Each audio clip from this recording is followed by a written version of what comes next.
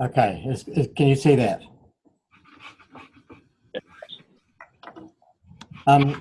So thanks for joining, everyone. We are recording this, so appreciate anyone who's just recently joined muting their microphone. We're also, Andre's sending out a PDF of the PowerPoint on a website link that he'll send. And at the end of the presentation, I'll give more references for more information. So because I'm only going to have time to go through a reasonable amount of material in a fairly short space of time. So I want to start by just talking about the problem, which is the vast majority of published models are not reproducible or reusable. And we've been trying to deal with that problem for quite a while, which I'll talk about. And also, we're discovering that many of the published models don't obey basic laws of physics. And recently, we've been trying to figure out how to provide a suitable framework that will allow us to ensure that. We've got one very loud background noise. Is somebody...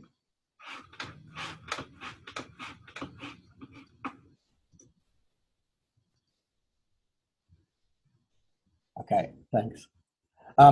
So for the first problem, we've been developing markup languages. There's several of them, and I'll talk a little bit about that in a minute, which are developed to help curate and annotate models and to encourage reuse with the ability to import suitably annotated modules. So trying to encourage a modular approach, building libraries of modules that people can reuse.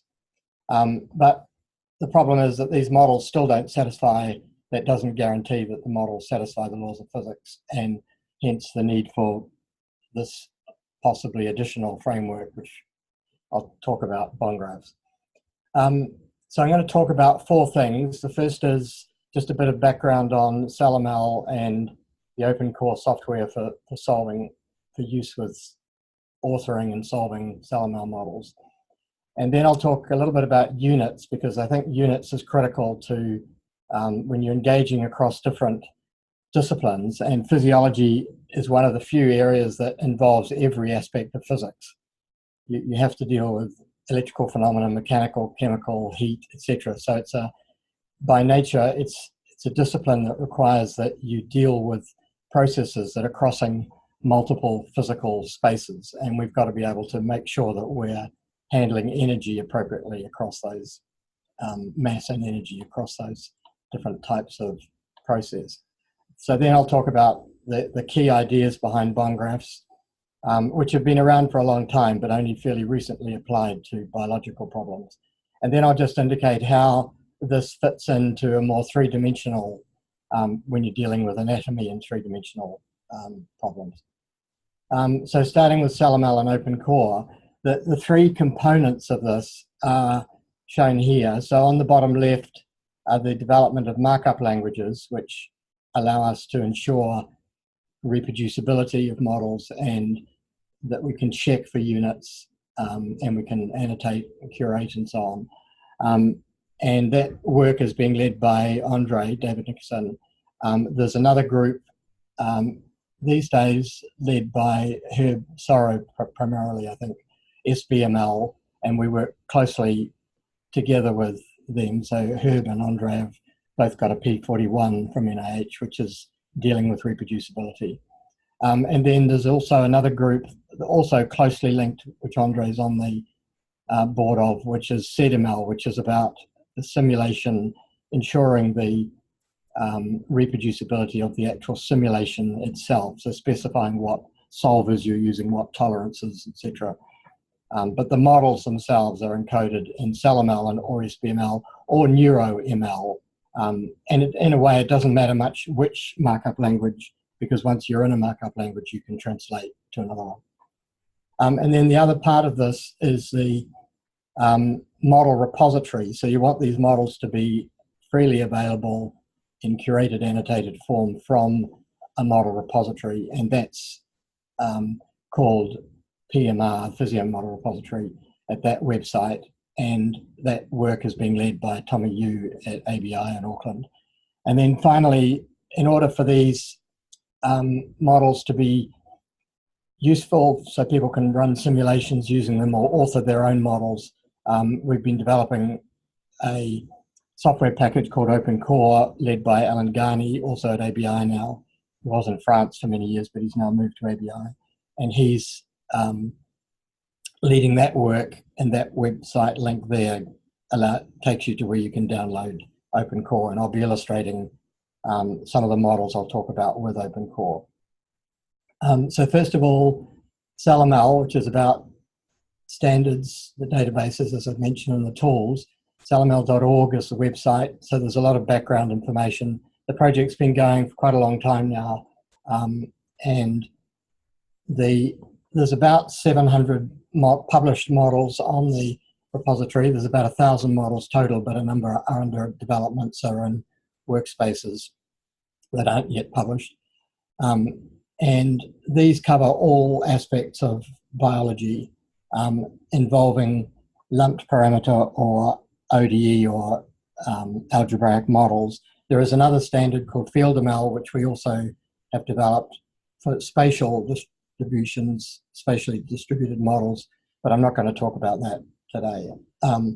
So if you go to that website link for models at the PMR, you'll find you can download or in many cases, run these models directly from the website. So OpenCore is the software environment we're using, which is freely available. It's open source. It makes use of a lot of standard numerical solver libraries like CVODE, and it allows you to interface to the repository so that you can download models directly into OpenCore from the model repository, or you can develop a new model and then upload it to the repository. And it has facilities for curation as well. It's got various links shown on the left side for managing files or obtaining files from the repository here. And on the right-hand side, links to help pages and to websites. But you can quickly get rid of those side panels and just reduce it to the environment where you're developing your own model.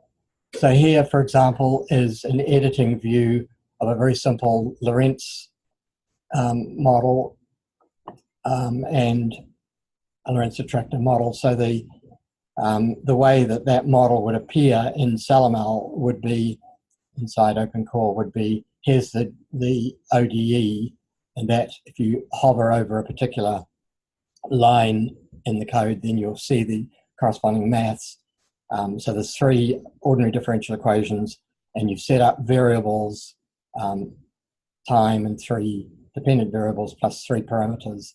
In this case, they're all dimensionless, and they're given appropriate initial conditions or values. And then solving that gives you you can pretty flexibly specify how you want output, what you want to plot against what, and so on. So there's plenty of tutorials on this and help available, which I'll mention at the end. So I'm not going to spend any more time on OpenCore or CellML, but I just wanted to give you that background that we're now using for implementing the bond graph approaches. So now, before I talk about bond graphs, I'd like to talk a little bit about units, because I think as a community, we don't pay enough attention to units. I think they're really critical, for, particularly, as I said, when you're crossing different physical domains. So if you think about the units that we use in science, there's 7 of them. The first 3 are joules, seconds, and meters.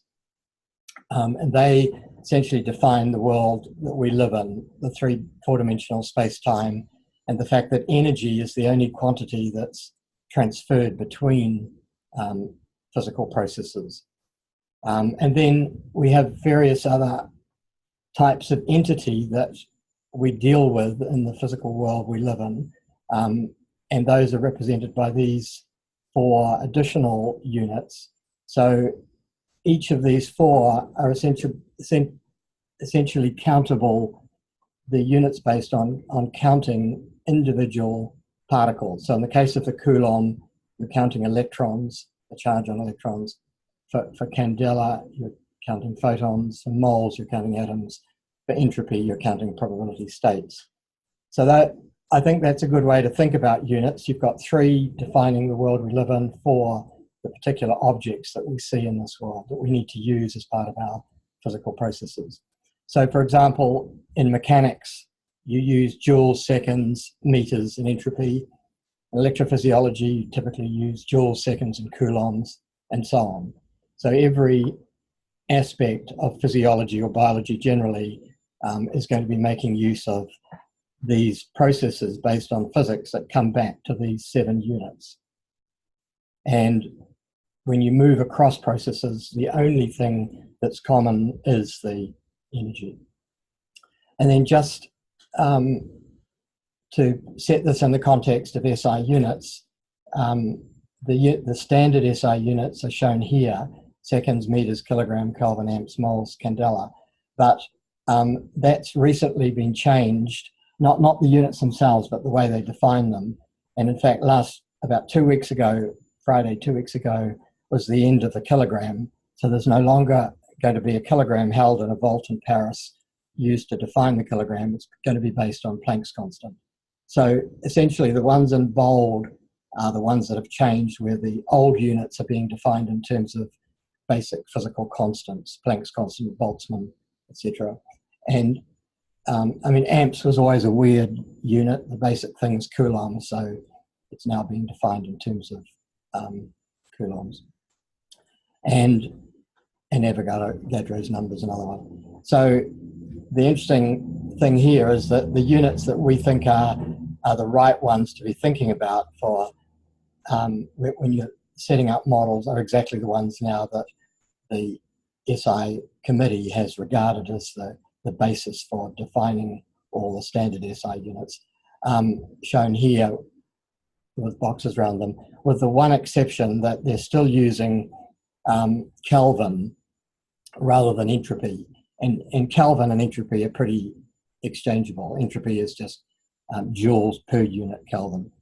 So it probably doesn't matter too much which you're using, but I think it makes more sense to actually use entropy. Okay, so bond graphs. And I'll talk a little bit later about the main contributors to the development of bond graphs, but it essentially started with a guy called Henry Painter at MIT in the 50s, who had appointments in electrical engineering, mechanical, chemical engineering, and he wanted to be able to talk to his colleagues in those different departments and realized that that they're all dealing with the same entities to do with energy and power, but they had different ways of expressing relationships. But he developed this way of thinking about these all within one common frame. So the key starting point is the notion that blue line at the top is a bond, or it's a representation of transmission of energy or power. So there's no sense of, at this stage, of storage, dissipation, or anything else. That blue bond is just about transmission. But when you transmit energy, you're doing 2 things. You're dealing with a, sorry? Okay. You're dealing with a flow of some quantity, quantity per second, where that quantity is one of those 5 on the right, meters, or in the case of fluids, meters cubed, or it's coulombs, candela, moles, or entropy. So that's the substance you're moving along, but what you're moving is driven by a potential, and that potential is given in terms of joules per that quantity.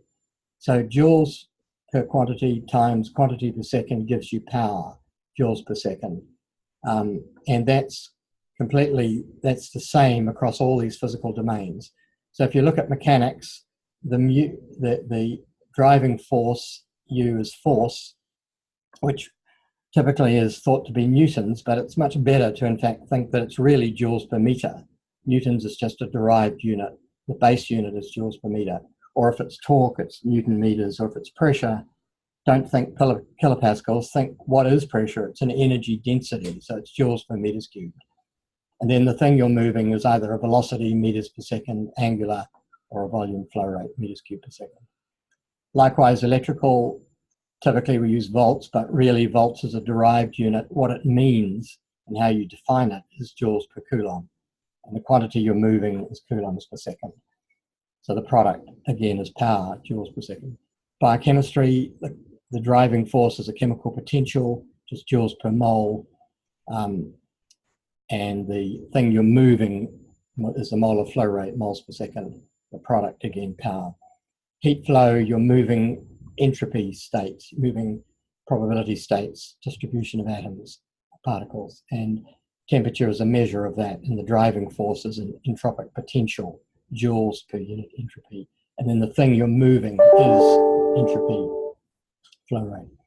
And I don't want to go into this one too much, but you could argue that a bit is another basic unit, whether you define it through Shannon in terms of energies, or entropy rather, is a moot point. But whatever, the end result is that essentially the driving force is a information potential, joules per bit, and the flow is bits per second. Okay, so now let's get down to the guts of what bond graphs does. We're starting with this idea of transmission, and that transmission always has two adjoint variables. It's got a potential, which is the driving force, driving potential, and it's got a flow, and their product is power. But now we've got to think about the network topology, and then we've got to think about storage and dissipation. So first of all, network topology, and I'll give you examples of this in a minute. But what we do is to say that you have two types of fundamental node. One's called a zero node, and one's called a one node. And everything that's to do with a zero node I've put in red, or purplish, and everything to do with a one node is in blue, blue-green. And the zero node quantity is a potential. So that's where you're going to define one of these types of potential, depending on your physical problem. The one node is where you're going to define a flow property. And because a bond is uniquely defined by a potential and a flow, that means that all the bonds that are incident on the zero node have a potential U1. So I've put little U1s there on each of those bonds to indicate that. Whereas each of the bonds that are incident on a flow node, a one node, have got the value of that flow attributed to them, which is a V3 here. So that you can see why you have to alternate between zero nodes and one nodes, because a bond has got to be uniquely specified by its value of potential and its flow. So you couldn't have two potentials adjacent to each other, or you'd have a conflict. Now, the next thing you do is, up to now we've been talking about transmission of energy, but now you need to think about what you do with energy, and you really only do two things. You either store it or you dissipate.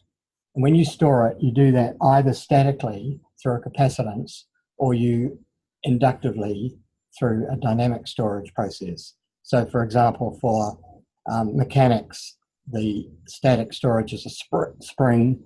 For electrical, it's a capacitor. For chemical processes, it's the concentration, molar concentration, and so on. And then the dynamic storage, in the case of mechanics, it's inertia. In the case of electrical systems, it's the inductance, etc. And then all of them, of course, you're going to be dissipating energy, turning it into the entropy of the universe around the system. And so you need the ability to define a relationship between flow and potential that represents that dissipation. And in all of these white boxes where we're defining storage or dissipation, we're dealing with constitutive relations. That is, they're black boxes, despite being shown as white. They're black boxes which are representing some empirical statement of that relationship between potential and flow. Or in some cases, in the case of Q there, under capacitance, that's the integral of flow. In the case of inductance, the A is the acceleration or the rate of change of flow. But they're all in terms of that flow variable and the potential. So the next step, so we've got transmission, we've got two types of storage, and we've got dissipation. And then sometimes, and then obviously we'll have boundary conditions, and in some cases specifying values of variables. Now here comes the really beautiful aspect of bond graphs. If you think about a zero node, what you're doing is you're saying that because we want energy to cross this node without loss, remember our only losses are occurring in a dissipative mechanism, a resistance, a damper or a resistor or a reaction, depending on the physics. This point here has to conserve energy. It's part of the transmission process. So energy is the product of potential and flow, but in this case, all of these bonds have the same potential. So we can take the potential U outside the sum, in which case we're left with the fact that the sum of flows has to be zero because potential is common to all of them, the same value. So essentially a zero node where you define a potential is a point where there's a flux balance. You're balancing mass or flux of some sort, that flow quantity. And it's, again, just coming back to energy conservation for that node. Likewise, with a one node, the thing that's in common is the flow. So all of these bonds have the same value of flow. So now I can take the flow outside the summation.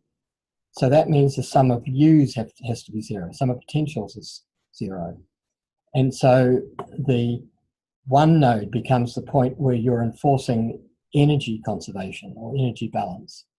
And you know, pretty much that's it. That's the key concepts. But Henry Painter's insight into realizing that the laws of physics arise from basically these two ideas, a zero node or a one node, I think is the stroke of genius. And it's interesting when you look at if you Google Henry Painter and look at where he describes his insight into the one node in particular. It's very, very interesting.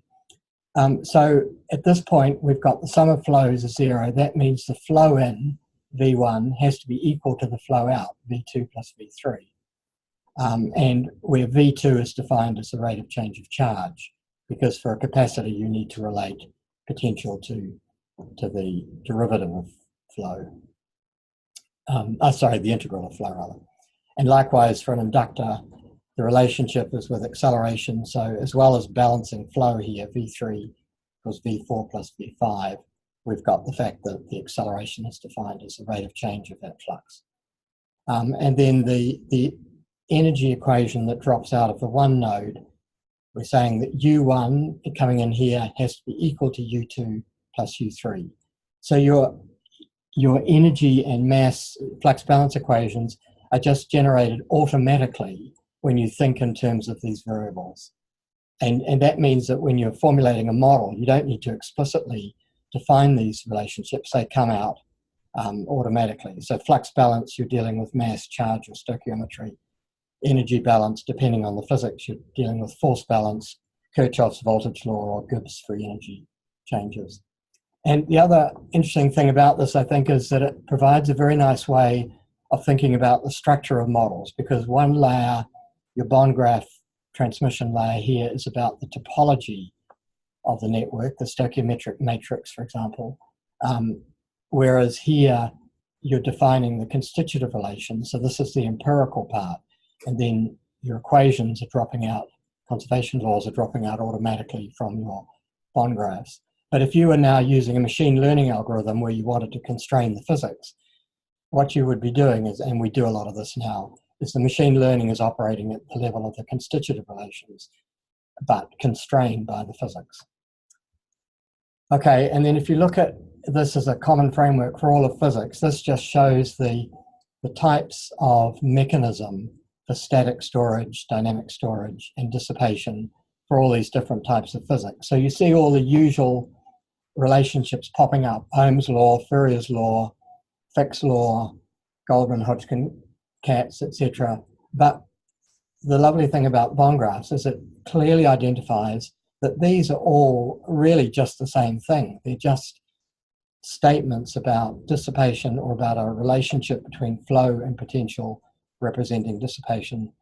And so you don't in a sense, you don't need to think about all these different areas of physics as being different. They're all just part of a common framework where you happen to be identifying a flow in terms of coulombs per second if it's electrical, meters per second, or moles per second, etc., for different physics.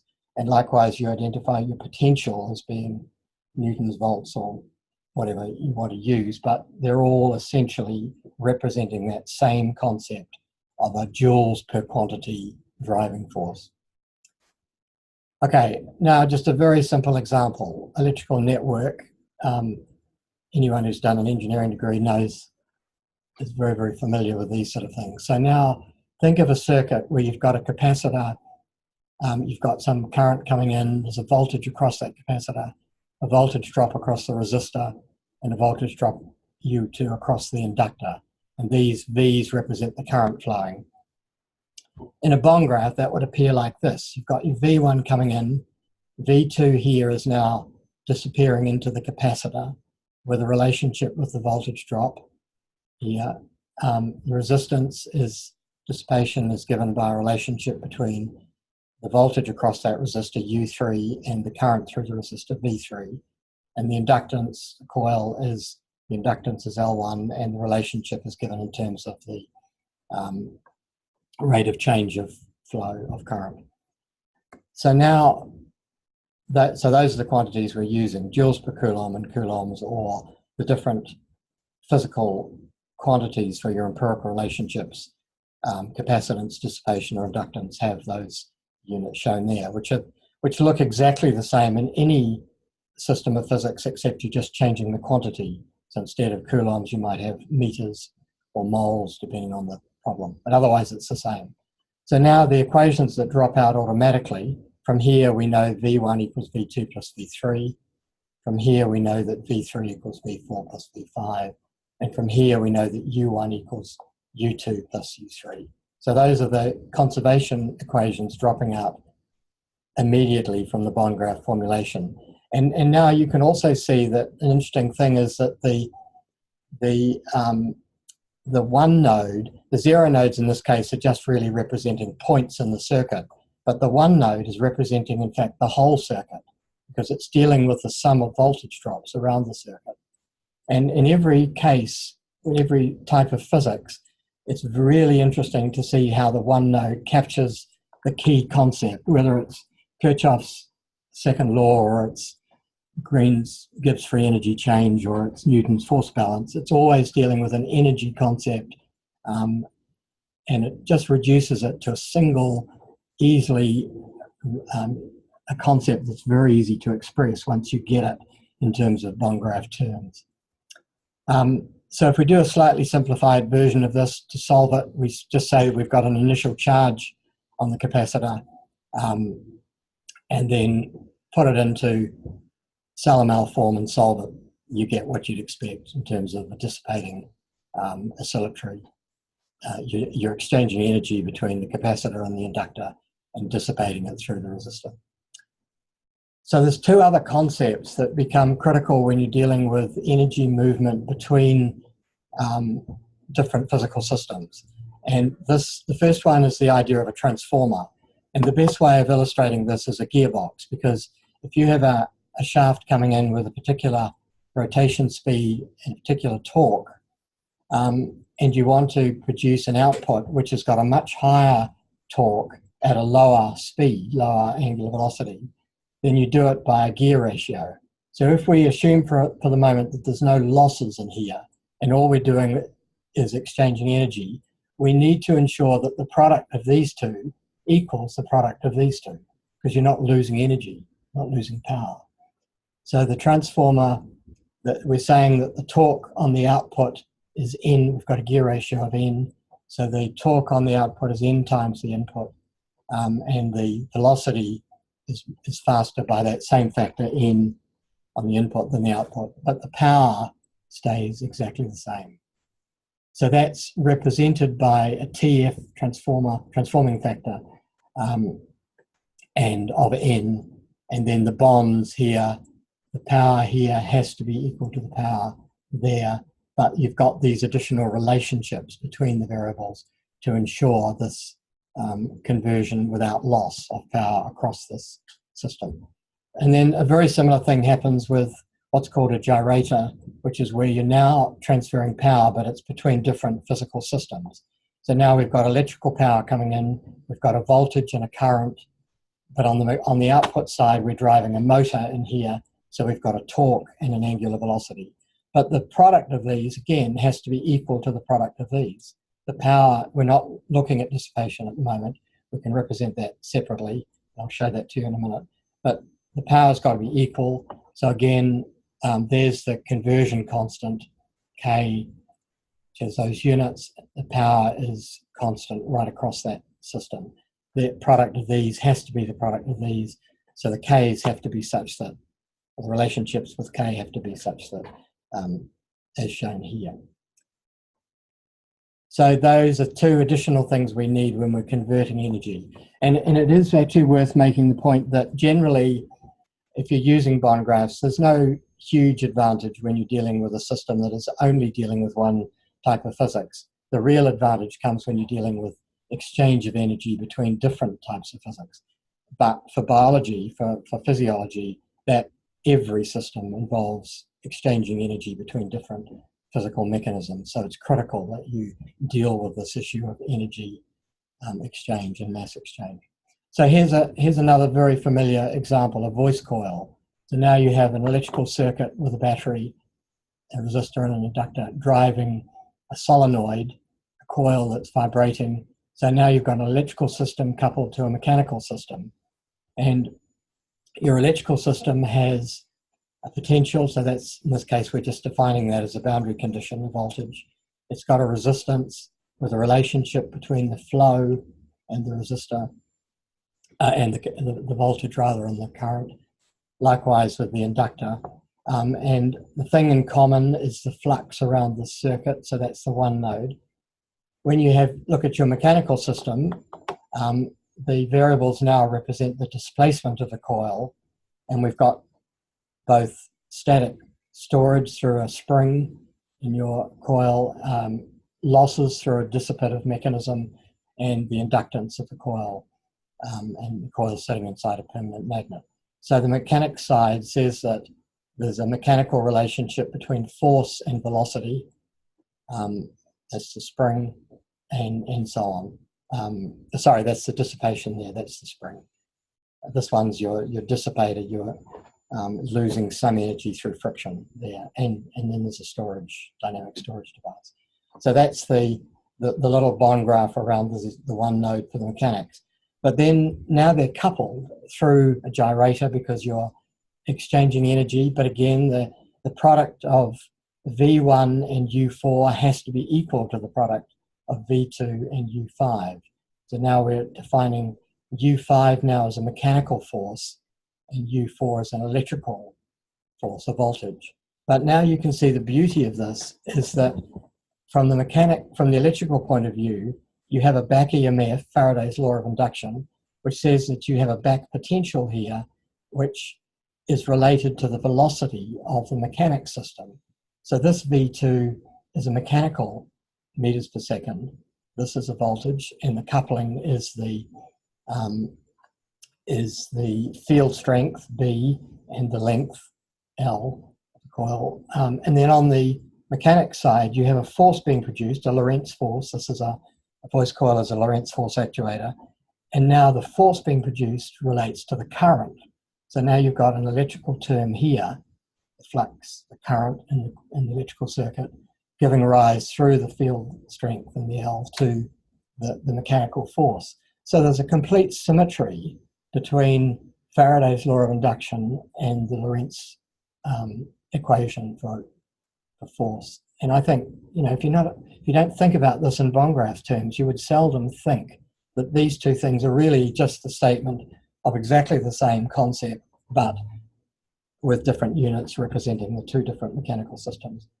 So then power is preserved. As I said, you've got lossless transmission through here, and that's expressed here. And then these are the equations that drop out. So these have become the familiar voltage drop equations and force balance equations that you'd use for for a voice core linear actuator. And if you solve that in CellML open core, you get, and I've done this, you can analytically derive these expressions and show that you're getting exactly the right solutions. So let's look at a biochemical system. Now we've got a chemical species, Q1, Q2, and a flux through a chemical reaction in terms of moles per second with forward and backwards rates. The chemical concentrations give rise to chemical potentials through Boltzmann's relations, and the flux through the reaction is given by a formula that's highly nonlinear. It's empirical, but it's unlike the electrical systems we were looking at earlier. Now you've got a highly nonlinear relationship, but that doesn't matter. There's no restrictions to linearity here. And the other interesting thing with a biochemical system is that the dissipative mechanism, which is your reaction here, is what's called a two-port device. So the reaction depends both on the U1 coming in and the U2 on the other side, but not as a difference, not as a potential drop, but explicitly on the two chemical potentials. So that's what the bond graph looks like for this system with those units, and the equations drop out automatically. And then when you solve it in open core, that's this based on starting with a concentration on one side and which is falling off and concentration on the other side rising. So a pretty simple example.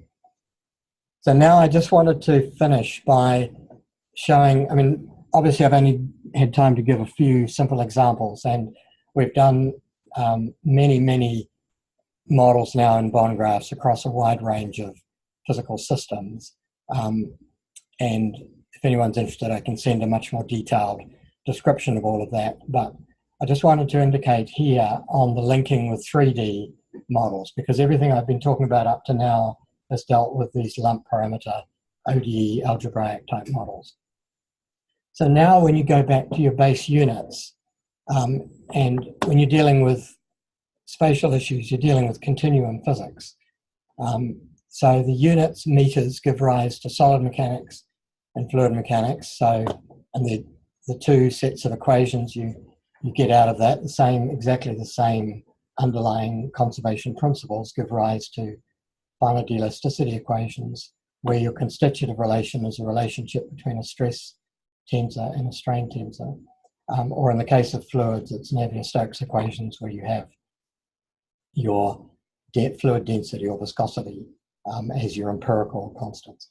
In the case of heat flow and reaction diffusion equations, where you're dealing with entropy and moles, essentially the same equation applies to both, where the empirical parts now are this could be your ion channel source of current, this would be your diffusivity parameters.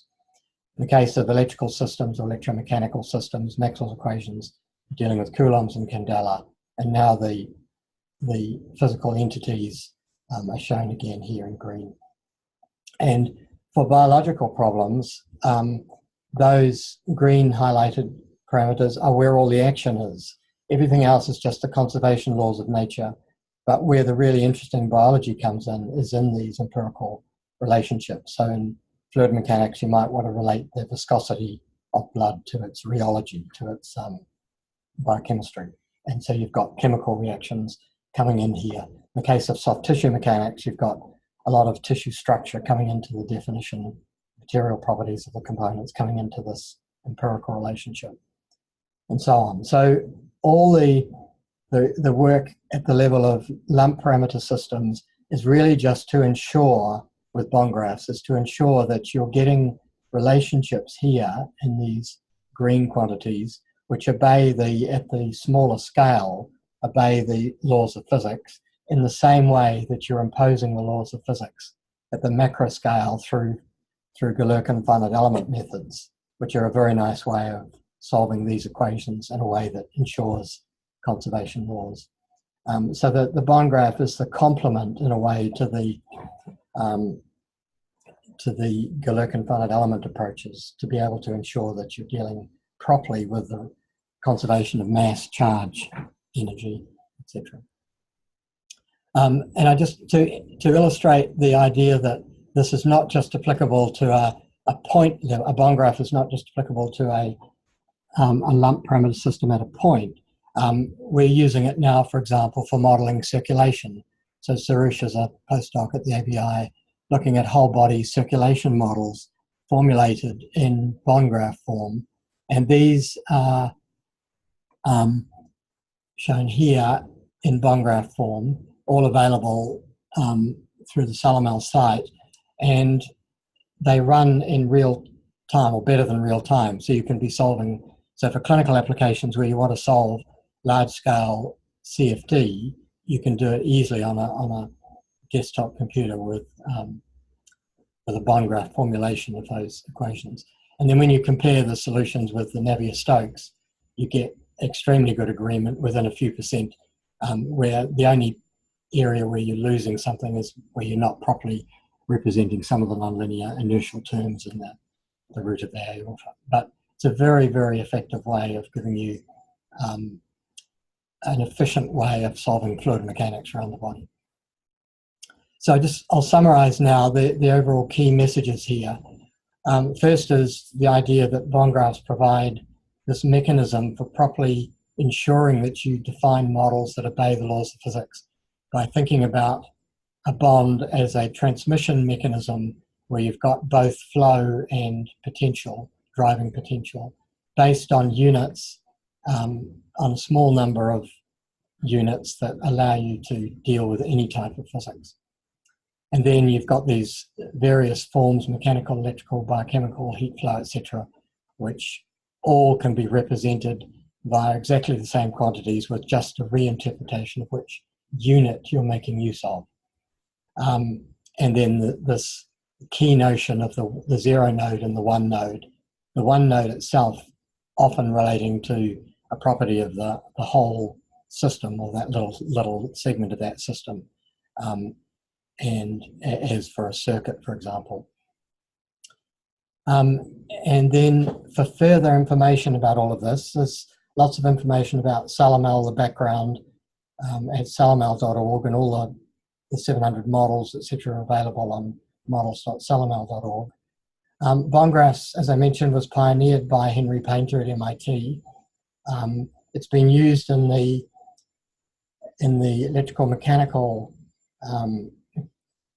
literature for people dealing with electromechanical problems in engineering for quite a while.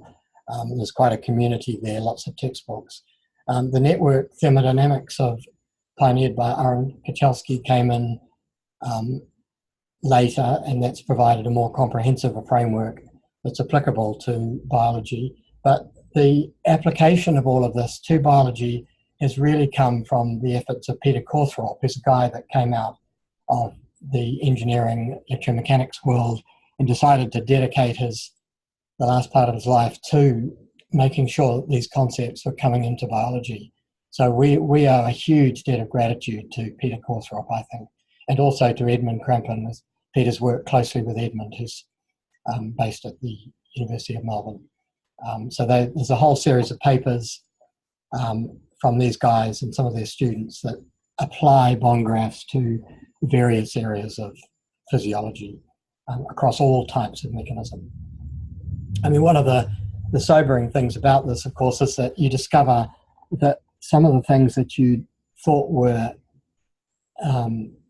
absolutely sacrosanct, like Hodgkin-Huxley equations, turns out Hodgkin-Huxley equations dissipate energy in a completely illegal way. So you've got to reformulate them in bond graphs to make sure you're not losing energy if you care about energy production. But that's now possible.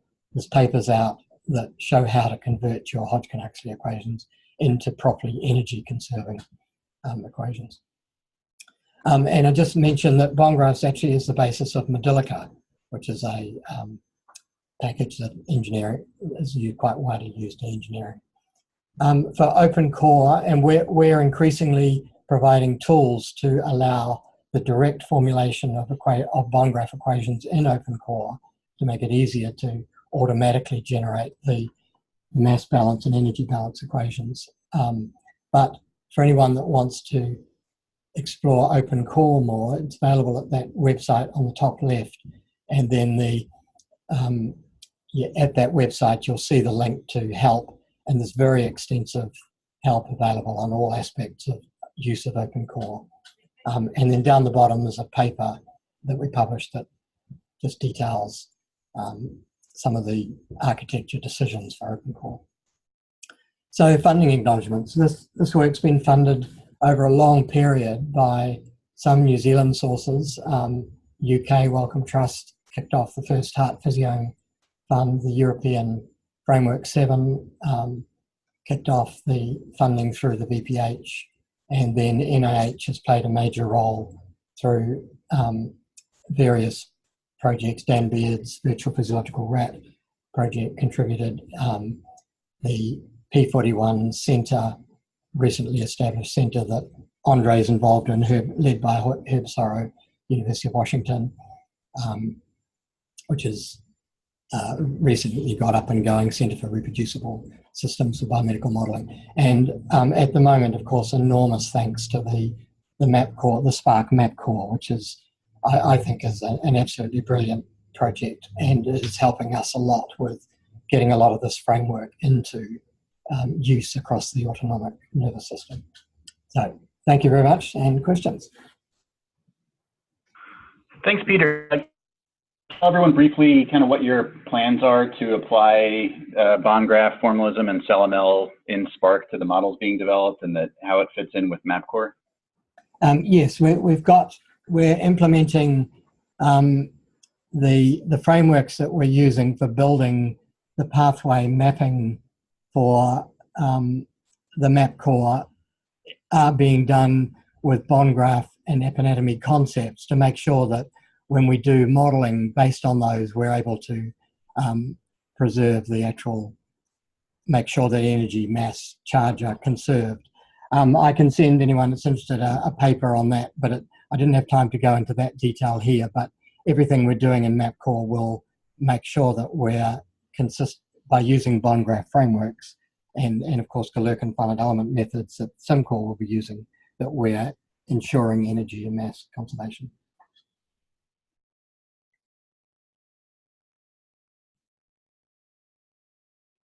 Hey, Peter, this is Gene. Can you hear me? Yep. Great. So I just wanted to push you a little bit on the Hodgkin-Huxley example to try to get you to talk about the implications a bit, so that because I think it might be instructive. So when you say that the equations as they're generally accepted, dissipate energy in an illegal way, is the implication of that the predictions and assumptions that came from those equations of, there's the 3 M particles and the H particle for the sodium channel, there's the 4 N particles for the potassium channel, is the implication that maybe there aren't, maybe there are 4.5 M particles because there's this energy that hasn't been accounted for? What is the implication theoretically for our understanding of how the proteins work? Yeah, not at all. It's not changing the nature of the gating process. And in fact, when you formulate it as a bond graph in bond graph form, you have a gate state variable that represents the M gate or the H or N gates. So no, there's no change to the definition of the gating process, because that's really an empirical statement. There's no particular physics involved in that gating concept. You're just empirically defining a gate through that ODE that represents the time rate of change of the gate opening or closing depending on the state of the gates. So no, where you see it, and of course if you're only interested in short runs, if you're using the Hodgkin-Huxley equations for giving you action potentials over a short period, there's no problem, it works fine. Where it breaks down is when you try and run those models for long periods and then the slow energy loss starts to kick in and you get drift of concentrations. You're no longer ensuring conservation of mass for some of your chemical variables. And so things go wrong typically on longer time scales. But you can reformulate in a way that guarantees that you still have those gating processes, but your ensuring conservation of energy. Jean, I can send you a paper on that if you want. It shows the difference. Yeah, that's interesting. Hi, this is Ashley. This is very interesting in terms of combining different type of equations and phenomenons into one. But I think there complexity in biology, for example, the boundary conditions for each reactions. And there are complex phenomenon emerging properties. How do you think this bond graph able to address those conditions? The models will get complex for sure, but there's no evidence that biology violates physics. So if you're formulating models of biology, you want them to obey the laws of physics. So sure, there's very complex processes involving long-term chain growth and so on, but there's no reason that you can't formulate models of growth processes that also deal with mass conservation, because the process is obeying the laws of physics. Hi, Peter. This is Grace. Can you hear me? Yep. Hi, Grace. Hi. This is great, and you made me pull up my old dynamics book, actually, where I learned it years ago. But I was just wondering how bond graphs can simplify multi-scale models, and how would you address scales using bond graphs?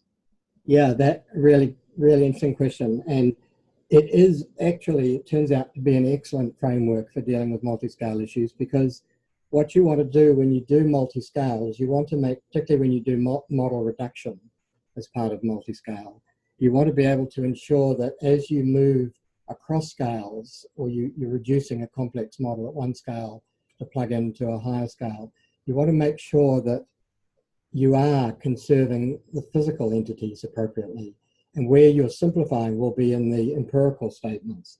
So by structuring your models clearly in terms of the structure of the model and then the constitutive parts, the empirical statements, you're actually making it a lot easier to see how you can do model reduction in a way that preserves the physics but simplifies often the way that you handle the constitutive description. So what might be a detailed physics mechanism at one scale, that may be subsumed into a more empirical statement of a higher level model.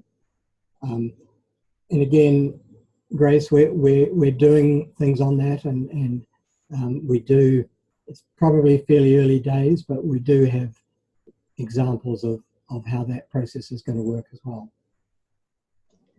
And what about temporal scales, Peter? Yeah, I think temporal is a bit different. I think, and I'm not sure we've really addressed this properly yet. But yeah, I mean, there will be equivalent statements. You will want to be able to treat different systems with different time steps or different time scales in a way that makes sure that again, that you're not violating energy or mass issues. I'm not sure I can answer that one any more explicitly than that at the moment, but it's certainly something on the table to be dealt with. And well, finally, can you account for uncertainty within bond graphs? Yes, because the uncertainty comes in the definition of your parameters, which are embedded into your empirical constitutive laws. So there's no uncertainty in terms of, I mean, you may have pathway uncertainty, you may have probabilities associated with particular pathways, but for a given pathway, you don't have any uncertainty in the physical statements of mass or energy conservation. Where the uncertainty arises is in the constitutive boxes. So again, bond graphs gives you a very nice way of being much more explicit about that uncertainty. And there's no reason you can't have probability distributions associated with parameters in your constitutive statements. Peter, this is when following up on Ashley's question, if you consider machine learning, can you, I would think you could use bond graphs to figure out what you're missing, right? I mean, like for example, a constitutive relationship that's failing in a particular model because the data doesn't align, that there might be something missing, and can you use machine learning to figure out, like make a prediction of what should be there? Yeah, very, very interesting question. And I think I agree. I mean, we're using machine learning at the moment to do model reduction. So you run your predictive bond graph model many times, and then you say a CellML model, and then you can produce a bond graph, essentially black box. Sorry, a machine learning black box that runs much, much faster because you've defined the inputs and outputs you're interested in.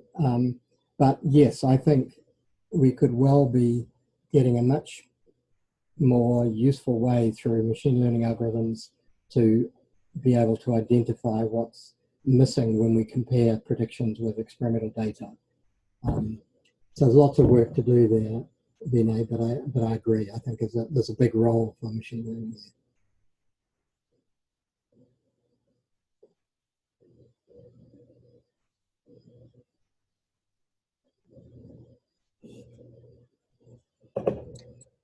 Hi, this is Ashley again. Peter, is there a tool available for people to convert their regular models to bond graph models?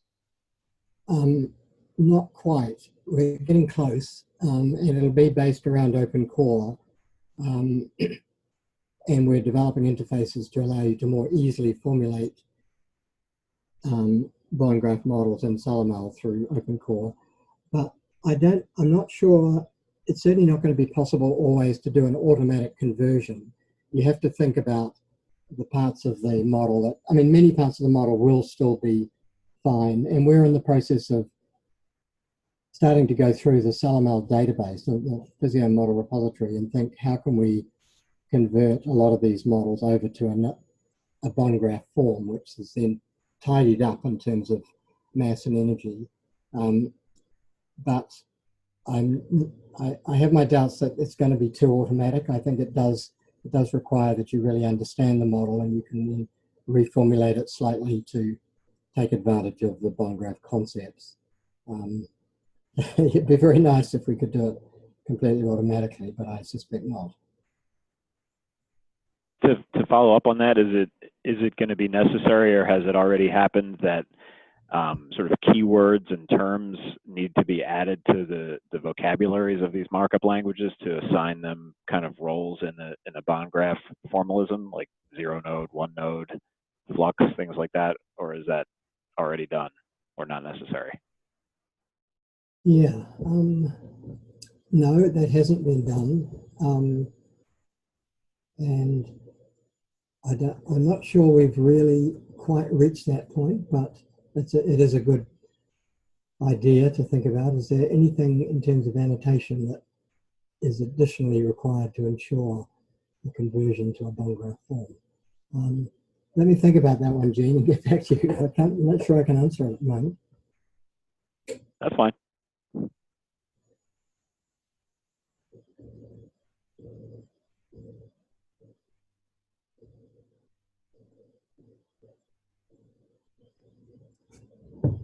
Okay, we're past our hour. Should we wind up?